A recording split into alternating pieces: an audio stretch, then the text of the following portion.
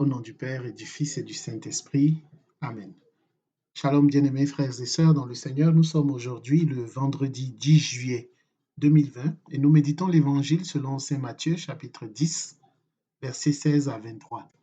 Je suis Edgar Assoy et par mon baptême j'ai été envoyé proclamer la bonne nouvelle du salut en Jésus-Christ. À vous, grâce et paix de la part de Dieu notre Père et du Seigneur Jésus-Christ. Jésus envoie les apôtres comme des brebis au milieu des loups. Au milieu des loups. Cette expression ne signifie pas qu'il les abandonne. Jésus n'abandonne jamais ses apôtres. Jésus n'abandonne jamais ses enfants. Les Saintes Écritures nous disent « Aucun de ceux qui ont mis leur espérance en lui, jamais n'a été déçu. » Jésus est le bon berger. Un bon berger n'abandonne jamais ses brebis. En Matthieu 28, 20, il dit « Je suis avec vous tous les jours jusqu'à la fin du monde. » C'est dire qu'il n'abandonne pas ses apôtres qu'il envoie comme des brebis au milieu des loups.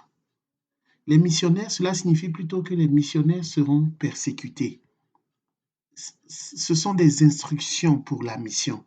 Oui, tantôt ils auront le choix, ou les personnes auront le choix de les accueillir ou de ne pas les accueillir, et tantôt les personnes vers qui les apôtres se rendent exprimeront à leur égard systématiquement de la violence.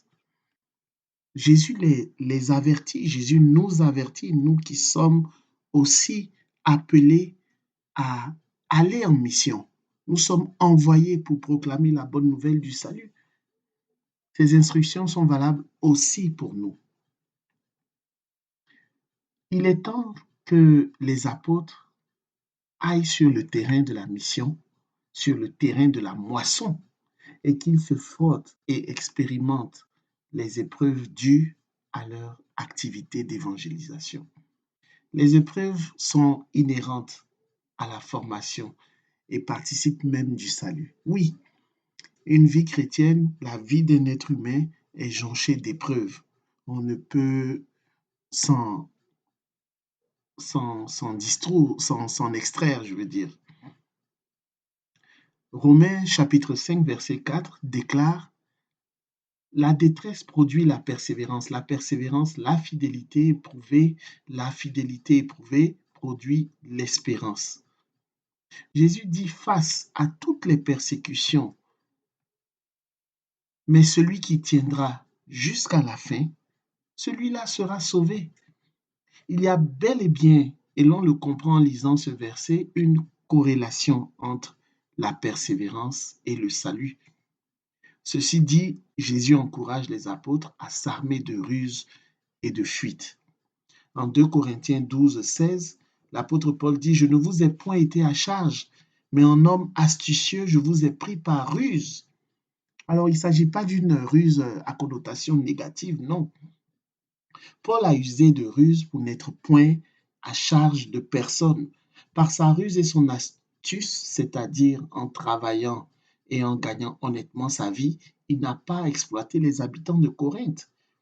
Dans l'Évangile selon saint Luc, chapitre 16, verset 8, le maître loua l'économe infidèle de ce qu'il avait agi prudemment, car les enfants de ce siècle sont plus prudents à l'égard de leurs semblables que ne le sont les enfants de lumière. Alors la ruse est une chose utile pour survivre au milieu des loups. Il faut chercher à être beaucoup plus rusé que les loups. La fuite aussi, le Seigneur conseille la fuite quand c'est nécessaire. Lorsqu'on vous pourchasse, il est sage de fuir. Il vaut mieux fuir que de mourir comme ça. Tant que vous avez la possibilité de fuir, il vaut mieux fuir. Enfin, le Seigneur annonce que l'Esprit Saint parlera en chacun des apôtres quand ils subiront des procès. La brebis ne peut pas se défendre. La brebis ne peut pas attaquer. La brebis est inoffensive, mais au moins, elle peut s'enfuir. Au moins, elle peut être rusée. Au moins, elle a la grâce de recevoir le Saint-Esprit comme avocat lorsqu'elle sera traduite devant les tribunaux. Que la paix et la grâce de notre Seigneur Jésus-Christ soient avec vous, au nom du Père et du Fils et du Saint-Esprit, ainsi soit-il.